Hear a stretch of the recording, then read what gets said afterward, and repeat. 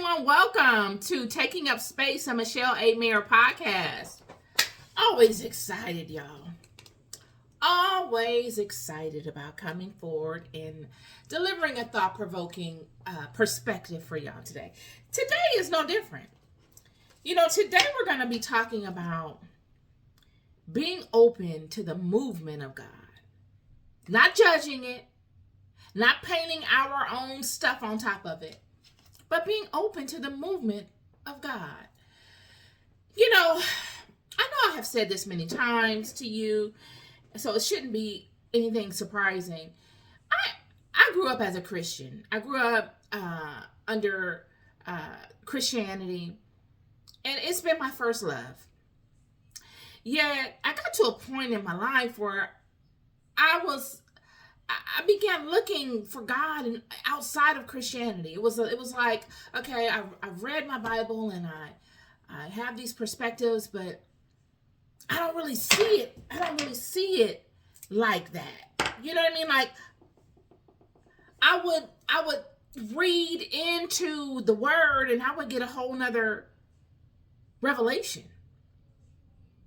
And I wouldn't have anyone to support that revelation. And then when I would cross-reference it with people, they would say, I can agree with you. That's a phenomenal revelation you have. But I don't know that that's true. So we don't lean on our own understanding. We wait for God to show us. Or we just leave it at that. And God would show me through activity, through vessels in my life, that whatever it was that I was pondering in that way was relevant, that I should continue pondering it. And I just couldn't get, I blame it on maybe I didn't have the right relationships to support me in that endeavor. So I began looking outside of Christianity. I just began looking at spiritual systems in general. I'm the type of woman that anything spiritual is fascinating to me. Anything. It's the movement of spirit. It is that entire spiritual realm that is most fascinating to me. It's ambiguous. But it's not. It's the leaning in on your own intuition. It's not having someone to cross-reference your every move with. You can't tell it to nobody.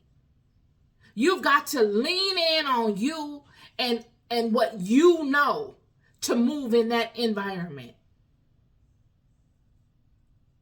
It is trial and error. There is no oh, I'm sorry, I made a mistake. I didn't mean to do it. It ain't none of that. It's cause, effect, trial, error. And a lot of times the effects are difficult, frightening. But the outcome of the effects are extremely purposeful. The experiences you gain from those effects are priceless. You grow in rank immediately coming out of them things because there's not a lot of people that that have been through such. You see this book, the Bible or the Quran or whatever it is, whatever system you align to, you see it on a whole nother level. And that's what brings me to this conversation. I look on social media.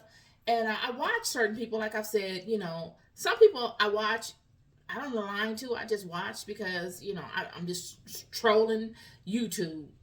But then some people I watch that, continuously, that I actually respect their perspectives.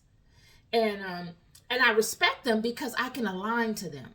When I listen to the commentary and the things that they expound upon, I know that they took time to research that and actually have walked that, because I walked them too. And certain things that they speak to, only someone that's walked it will know. And I've noticed that they come from various backgrounds. I've seen some African ministers that are phenomenal. in their perspectives of the Bible. Offer gems and jewels to the children as new revelations to look at an old word. Don't we need that in the world? We surely need that in the world. I look at Middle Eastern podcasts, and they're speaking to the Quran and the different situations in the Quran. And one will say, well, you're a Christian. Why are you looking at the Middle Eastern content? Well, if you knew the history of that system, and if you knew the history of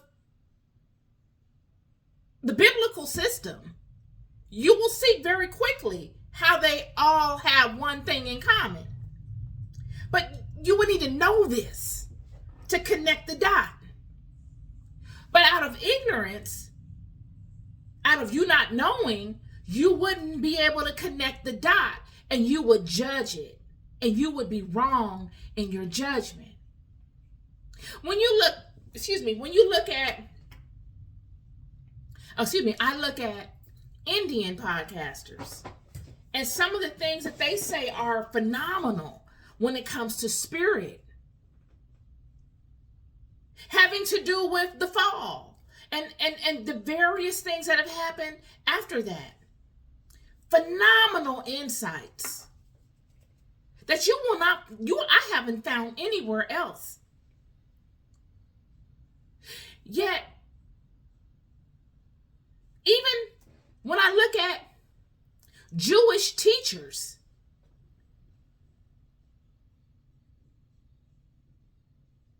phenomenal, insights, supporting biblical texts that you can tell they have actually pondered in depth, cross-referenced with other books to obtain a deeper understanding of this same word. Information that you just can't get from biblical sources. You must look around. You cannot depend on just the Holy Bible to give you these perspectives. You must align with God, allow God to lead you, and you must look around. And I'm so thankful that I looked around.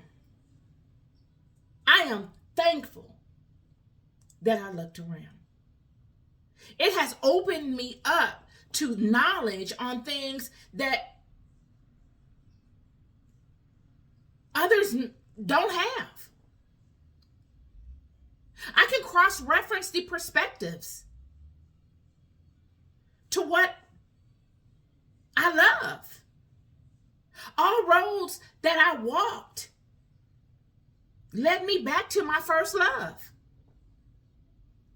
with power, with more of a understanding and a more of a desire to align closer, because now I see. And why I brought, all these different individuals up, African ministers, Middle Eastern ministers, Indian teachers, Jewish teachers, all these different people up, is because one thing that they have in common is that they're not really religious. They're spiritual. When I connect and I watch what they say, listen to what they say, they're speaking of spirituality. They're speaking of things that are as real as me sitting here in front of this video, but in the unseen. They're connecting vital dots that help make sense of the word. so that we can get the most of the word without being afraid and timid and, fearful that we're going to go to hell because of it, which is not true.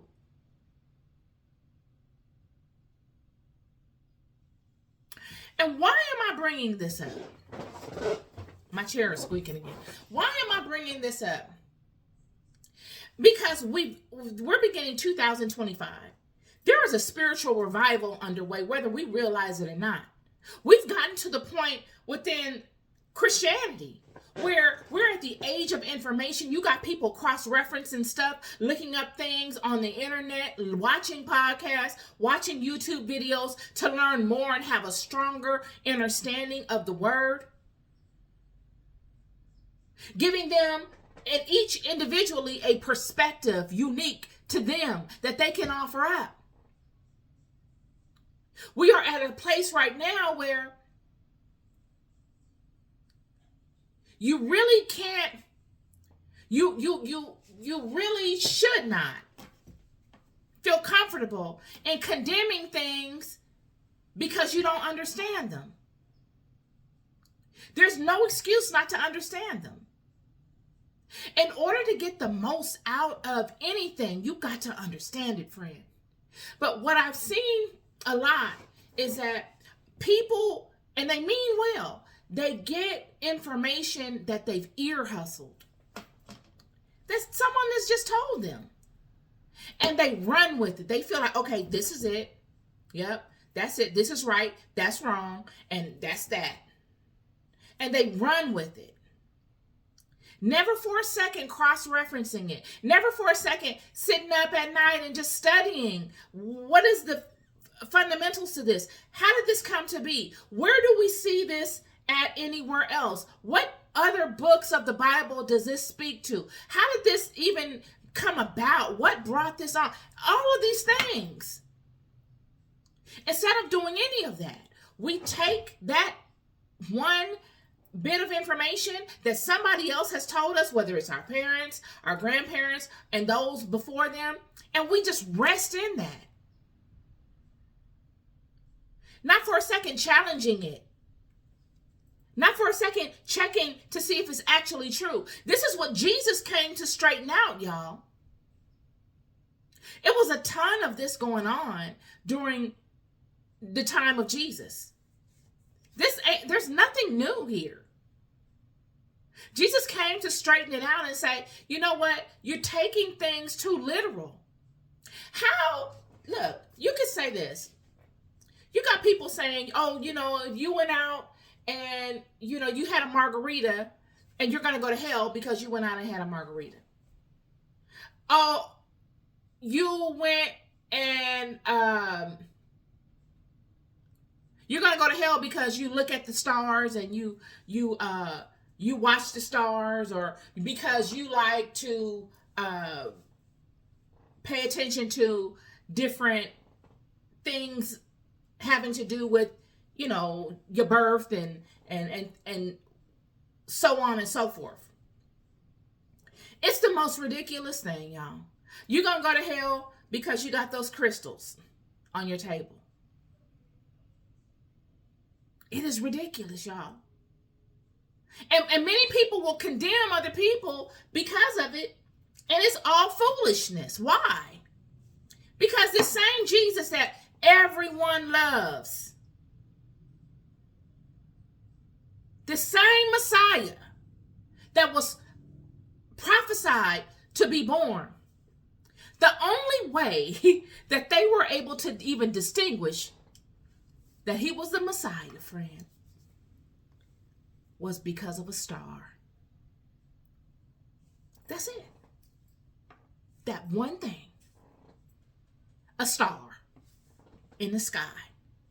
They were watching the stars, waiting for the Messiah to be born. And because they were able to watch the stars and had mastered it, they saw his star in the sky amongst the billions of stars that are up there at night. That one star, they were able to track him down. If that is not watching the processions of the planets. I don't know what is. That is the most fine-tuned friend. If you knew how difficult it was to do such a thing. If you knew what knowledge you needed to have of mathematics, of just the system in general, you would show some honor to that. Honestly. Yet, this is what I say. We suffer from ignorance, y'all. We don't suffer from anything outside of ignorance. And I don't mean that in a negative connotation or an abusive kind of way. I mean that in a loving way. We just don't know. Our intentions are good, but that doesn't matter. We don't know. And we don't know how to align in not knowing. We rather act like the Pharisees and the elders and the chief priests during Jesus's time and make it seem like we know. And we're going to condemn you. And we're going to catch you up and make you look like a fraud. And you're this and you're that. When it's the total opposite. They were the frauds. Jesus was standing on the truth. He had nothing to lie about. He came forward and said, everything that I'm doing, you can do as well. He came forward, and the sign that showed that he was even birthed was by the stars. He had 12 disciples. The timing of his birth and the way his spirit moved through the planetary systems when he was conceived let them know that in tandem with the prophecy that he would be born. All of these things the soul traveled through, all of these pathways the soul traveled through during that specific time that Jesus was conceived and his light sprang forth, gave him particular attributes, friend. All of this matters. Regardless to if you agree with it or not, it don't change nothing. It just limits you. It just limits your ability to tap in to that knowledge because it does matter. Now, that don't mean that you go and you bow and you pray to these things. No, you don't worship them, but you surely can pay attention to them and use them as Abraham did. Abraham was a master astrologist.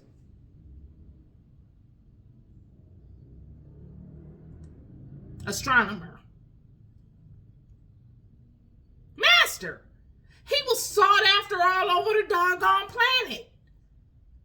He was a master at it.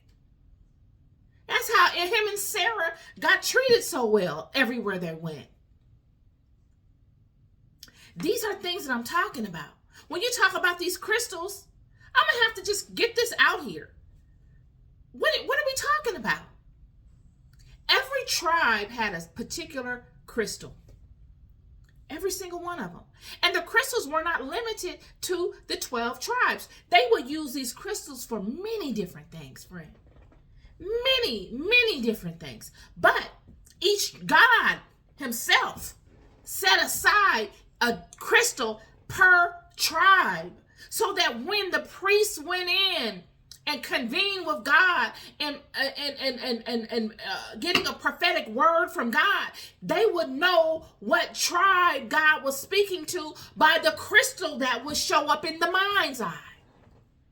This is a spiritual system. This is not a religious system, friend. You wouldn't understand this system. I'm telling you, if they brought back the system to the way it was in the Old Testament, the way that Moses and Joshua and Hezekiah and Isaiah and David and all of them were getting after Solomon, you would be shocked at what you see. You would call it witchcraft. All the things that you're condemning, you would see being utilized. I'm just here to tell you.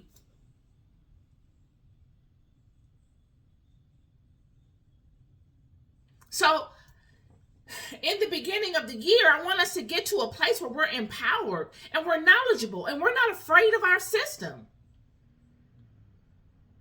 We've got to get to a place where we are not afraid of our stuff. And I believe this is why many spiritual communities outside of religion frown upon those that are of the Christian house. Because it's just,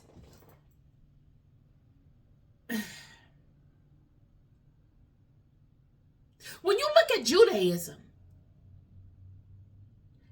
the levels at which they get after it and the knowledge that they expound upon, it's at a different level. They're facing things, they're naming demons, they're understanding what had transpired in its raw, uncut version. Not a fairy tale version, but its rawness. And this is the revival that I see happening within Christianity. Because, friend, when I tell you Christianity was not originally called Christianity, it was called the Way. It was a system. It was a spiritual system that utilized many different ways of interacting with God, ways that will shock you. It will shock you. And this is why I brought up the African ministers, the Indian ministers, the Muslim ministers, and the Jewish ministers. Because when you come up in an environment where spirituality is not frowned upon, that is regarded for what it is, and you know the truth of things without, the fairy tale story on top of it, you get a deeper sense of this book. It has been through my walking and my movement outside of Christianity, when I was exploring spiritual systems of the world, that I got a fonder appreciation of this book.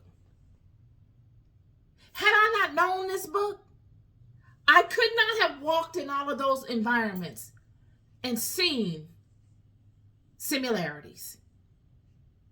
Because every house, I don't care what system it is, if it's metaphysical or if it's spiritual or religious or whatever you want to call it, all of them have the same struggles, friend. We always want to pit one thing against the other and say, oh, you're not smart enough to do this, or you're not smart because you're believing in that. But when you get into that, they struggling with the same stuff. I did a video on Esau and Jacob, and how God punished Esau and how Jacob had taken his birthright along with his mother and all the dissension between the two. But when you go into other systems, friend, you see the same thing. You see the same thing happening. Instead of it being God that does it, it's those that call themselves God, that are in the human flesh, that do it.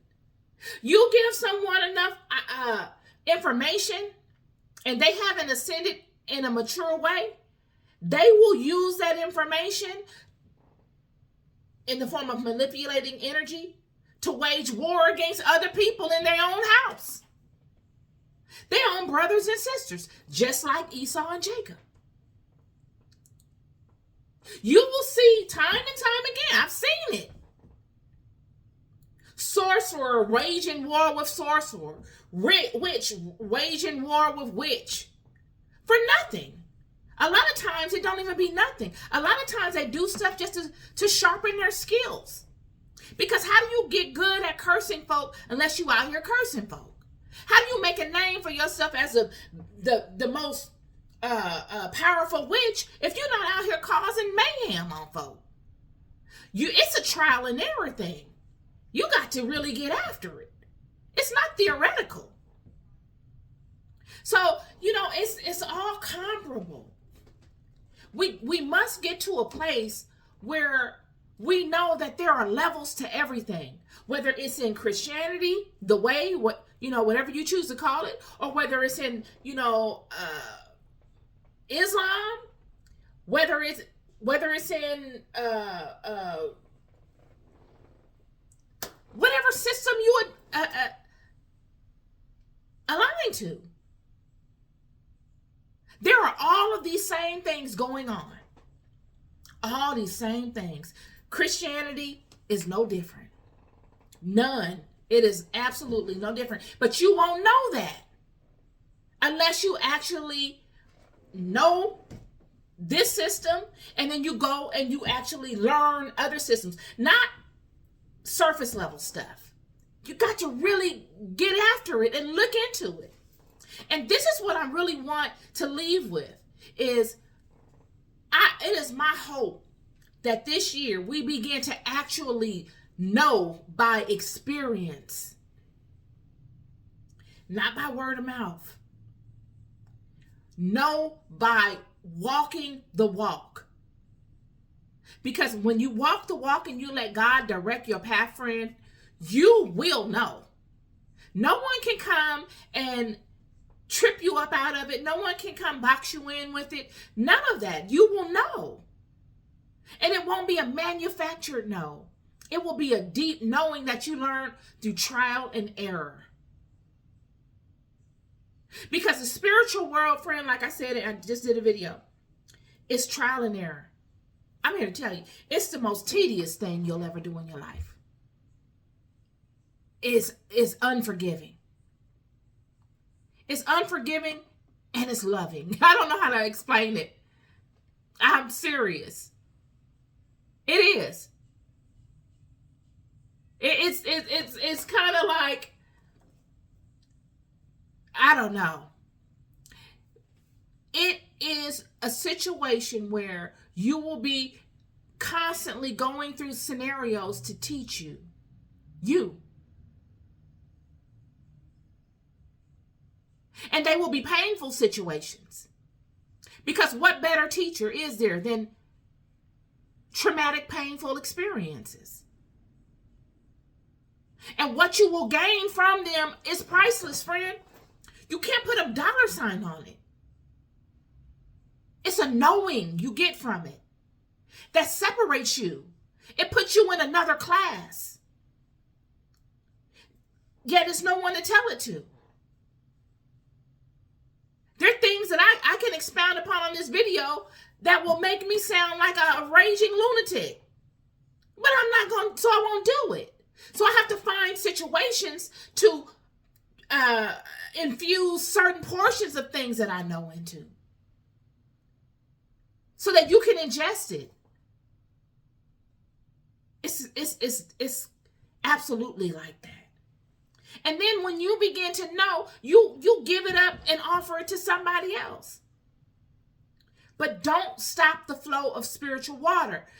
Let's let this year be a year of us learning instead of condemning. Asking questions instead of saying, because you might not have it right. You might not have it right, friend. Regardless of your intentions, because I do believe our intentions are well. It's just that we don't know, and we don't feel confident enough to say we don't know. And we don't really get after it the way we should to know. And if we do, enough time hasn't transpired for us to really know like we want to. So we prematurely project. All you got to do is keep on living. You'll know. I come forward with these revelations for you because I love you.